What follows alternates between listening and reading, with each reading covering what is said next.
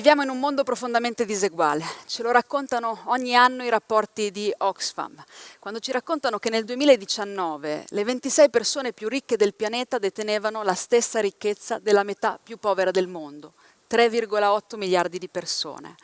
E in Italia nello stesso anno il 5% più ricco della popolazione aveva una ricchezza superiore a quella del 90% di popolazione più povero. E non è tutto, perché negli anni di pandemia quei rapporti ci raccontano come le 10 persone più ricche del mondo abbiano visto più che raddoppiare i loro patrimoni con un ritmo di $15.000 al secondo, mentre 163 milioni di persone sono scivolate verso la povertà. Le diseguaglianze erano elevatissime già prima, ma con la pandemia, attraverso la pandemia, si sono acuite, affiancando nuovi bisogni e anche nuove povertà. E che cosa sono le diseguaglianze? In quali forme si manifestano? Ci sono diseguaglianze sociali, economiche, che si manifestano ad esempio nelle differenze di reddito e delle condizioni materiali. Ci sono diseguaglianze di accesso ai servizi fondamentali come la sanità, come l'istruzione. Ci sono le diseguaglianze territoriali, quelle di riconoscimento, quelle di genere, quelle generazionali. Ecco, si manifestano ad esempio in una fortissima concentrazione delle ricchezze in poche mani, ma anche nella distanza abissale tra le retribuzioni dei grandi manager paragonate a quelle di lavoratrici e lavoratori che invece si trovano alla base di queste piramidi aziendali sempre più appuntite.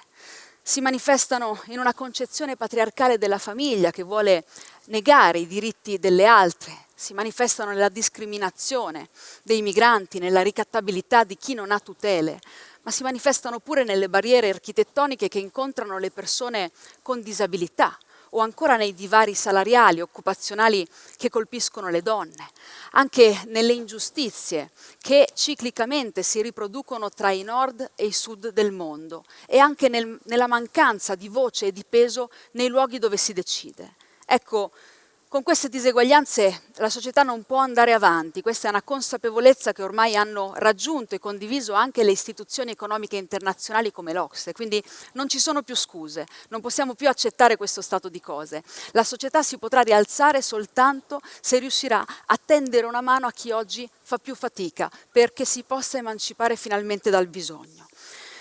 Emanciparsi dal bisogno, perché se le stime della Banca Mondiale ci raccontano che la metà della popolazione vive con circa $5,50 al giorno, ecco, e che in quello stesso giorno invece i più ricchi guadagnano circa 2,5 miliardi, ecco, dobbiamo dire una cosa, dobbiamo dire che è positivo ed è necessario che qualcuno crei valore e che faccia profitto. Qual è il problema? È la mancanza di sistemi redistributivi che assicurino anche che chi ha di più contribuisca in proporzione maggiore al benessere collettivo, al benessere di tutta la società, perché un mondo così ingiusto non è più sostenibile e non ha futuro. Diseguaglianze che sono legate strettamente anche all'emergenza climatica, perché chi oggi sta pagando più caro il prezzo della crisi climatica in corso sono i paesi che hanno meno contribuito a causarla. Si parla poco della storia del lago Chad, che era una risorsa straordinaria, inestimabile, incastonata tra 4 paesi africani ai confini del Sahara, e che nel giro di questi decenni, a causa del riscaldamento globale, si è sostanzialmente prosciugata, costringendo migliaia e migliaia di persone alla povertà oppure a doversi spostare. Ecco, abbiamo molto a che fare con quello che sta accadendo nel lago Chad, ma anche dentro i nostri confini chi paga di più il prezzo della crisi climatica è chi non può decidere dove vivere, dove lavorare e quale aria respirare mentre lavora. Il caro energia, il caro delle bollette colpisce tutte e tutti, è vero, ma in una società così diseguale colpisce più duramente le fasce di reddito più basse.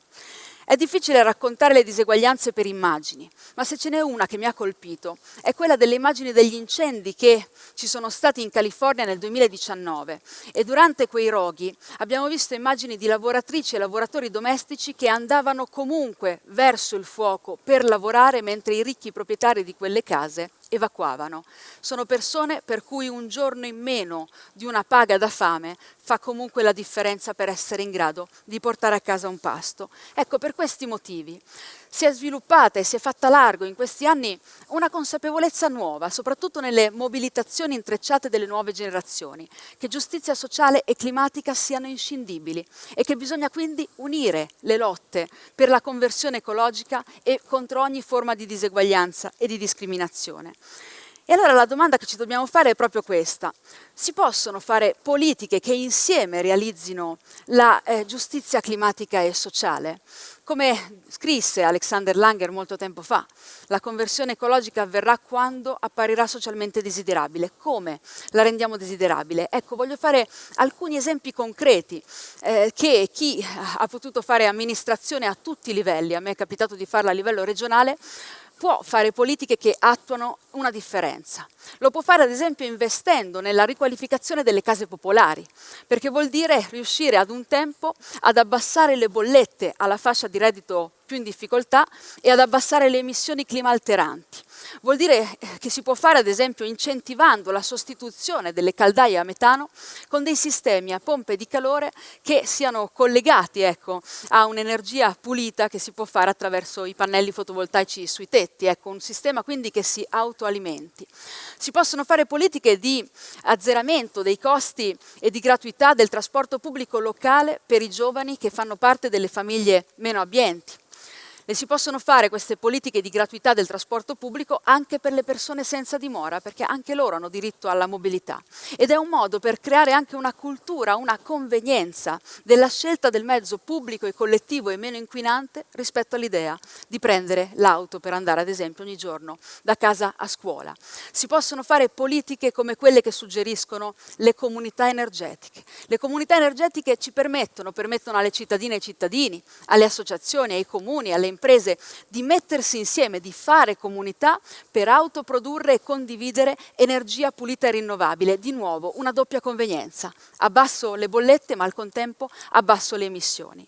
Ecco, abbiamo bisogno di queste scintille, di un modello diverso di società. Ci danno speranza, le dobbiamo rendere sistema. Perché le diseguaglianze sono così aumentate e il pianeta è arrivato così vicino al punto di non ritorno, non per un cinico gioco del caso, ma per effetto di precise scelte. Per effetto di scelte che derivano dal modello economico-sociale che ha imperato in questi anni, il modello neoliberista, secondo cui le diseguaglianze, tutto sommato, sono il prezzo da pagare, nell'illusione di una crescita senza limiti che intanto bisogna fare quella, perché poi automaticamente si redistribuirà. Ma non è andata così, anzi, è andata al contrario. E la buona notizia è che se sono state scelte a portarci qui, per quanto sbagliate, noi possiamo intraprendere scelte diverse ed è in questa direzione che dobbiamo puntare. Libertà e partecipazione, diceva una canzone che nessuno di noi ha dimenticato di Giorgio Gaber, ed è vero, non ci può essere libertà senza partecipazione alla propria comunità. Però diciamoci anche che per partecipare bisogna essere in condizione di farlo. Che libertà di partecipare ha una lavoratrice o un lavoratore con un contratto precario, con un salario da fame, che non riesce ad arrivare non solo alla fine del mese, ma alla fine della settimana? O se non ha avuto possibilità di accesso all'istruzione per potersi informare, per poter davvero contribuire alla vita pubblica? Ecco, quindi sì, libertà è partecipazione, ma libertà è anche redistribuzione. Redistribuzione di cosa? Delle ricchezze, del potere, del sapere e anche del tempo. Redistribuzione del sapere, che cosa significa? Vuol dire un grande investimento a partire dai primi mesi di vita sull'educazione, sull'istruzione, sull'università pubblica, sulla ricerca pubblica. Vuol dire investire sin dai primi mesi, ad esempio, nell'educazione dell'infanzia. Io vengo da una regione dove si è fatto da tempo un forte investimento sui nidi. Perché? Per 3 ottime ragioni.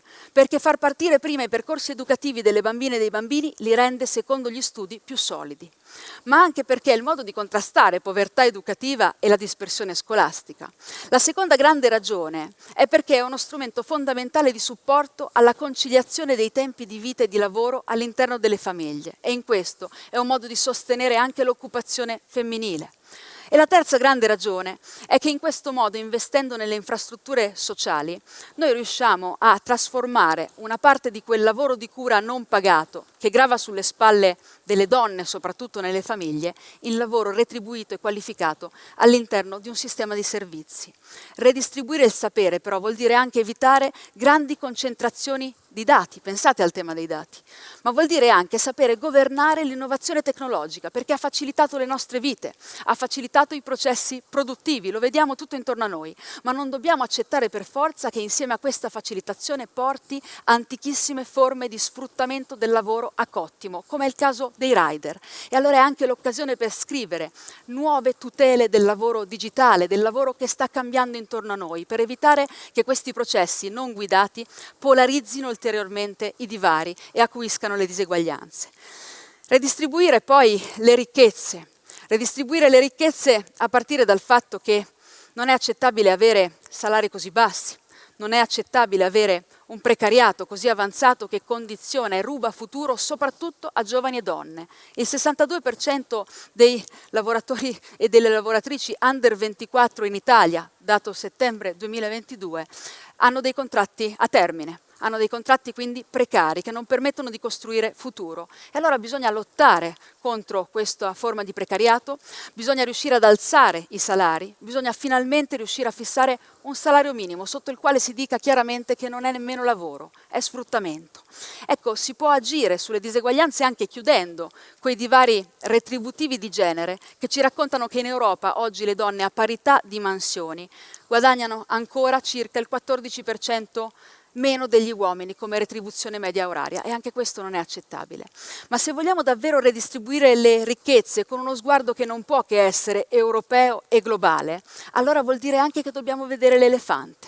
Dobbiamo vedere quante ricchezze si nascondono nei paradisi fiscali, anche quelli senza palme, anche quelli più vicini a noi, ma ci sarebbero politiche che riescono a anche recuperare parte di quelle somme.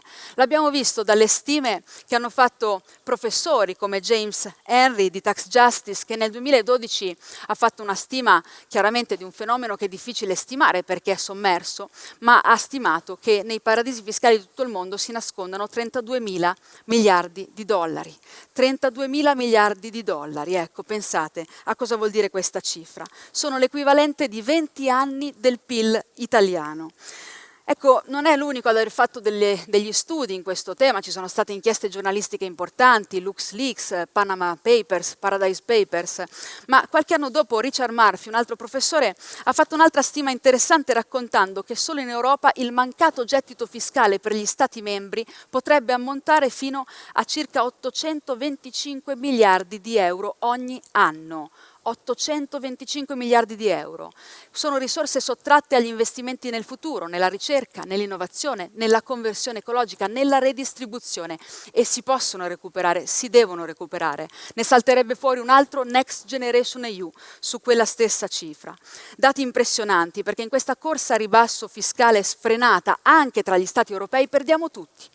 Stati e cittadini, e ci guadagna solo coloro che, come tante multinazionali, riescono sostanzialmente a ottenere delle aliquote dello 0, oppure con grande creatività inventare schemi pensionistici, patent box, delle società fantasma, dei trust, dei sistemi di scatole cinesi. Ecco, però anche qui delle politiche si possono fare che vanno in una direzione diversa. Politiche basate sulla trasparenza, che non costano nemmeno tanto, ad esempio per le imprese. Voglio citare alcuni esempi concreti.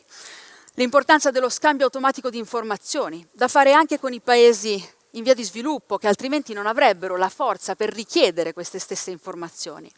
C'è una politica molto importante che si chiama CBCR.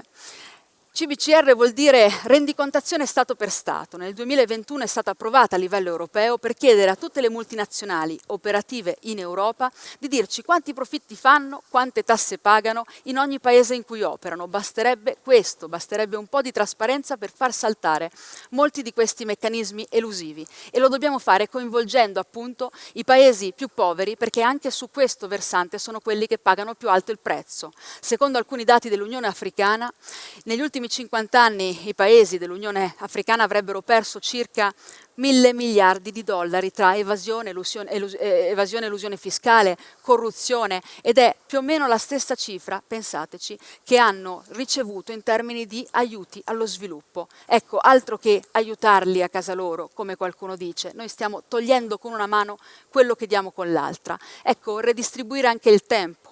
perché è tempo veramente di liberare il tempo di chi si occupa di cura all'interno delle famiglie. E un dato anche qui di Oxfam interessante ci dice che se noi appaltassimo domattina l'intero carico di cura che grava sulle spalle delle donne, ecco, a una sola azienda, quell'azienda avrebbe un fatturato di 10.000 miliardi di dollari. Vuol dire fare i congedi paritari, come hanno iniziato a fare in Spagna, pienamente retribuiti e non trasferibili per entrambi i genitori. Addirittura la Finlandia, che sta provando a renderli di 5 mesi, mentre qui in Italia abbiamo solo 10 giorni per i padri. Ecco, fare passi avanti vuol dire ridurre le diseguaglianze, fare passi avanti anche sulle politiche per la casa. La redistribuzione del potere vuol dire partecipazione, vuol dire ascolto, vuol dire sapere che noi chiudiamo i divari se ascoltiamo territori e comunità diverse e mettiamo in campo delle risposte commisurate a quei bisogni diversi, anche per non metterli in contrapposizione e in conflitto tra di loro. È così che quando abbiamo dovuto aiutare tante famiglie che non riuscivano a pagare l'affitto durante la pandemia, non abbiamo dato a tutte e tutti la stessa cosa, perché questo non riduce le diseguaglianze. Abbiamo provato a dare dei contributi commisurati alle difficoltà diverse che avevamo davanti, di lavoratori e lavoratrici in cassa integrazione con una forte riduzione del loro reddito, o di lavoratori e lavoratrici stagionali che di reddito in quei mesi hanno avuto zero. Ecco, se guardiamo quelle diverse necessità e diamo risposte commisurate, allora sì, questo è il grande ruolo che dovrebbe avere la politica, che dovrebbero svolgere le istituzioni, riuscire a chiudere quei divari, non certo ad alimentare le tensioni sociali che purtroppo le diseguaglianze portano con sé. Grazie.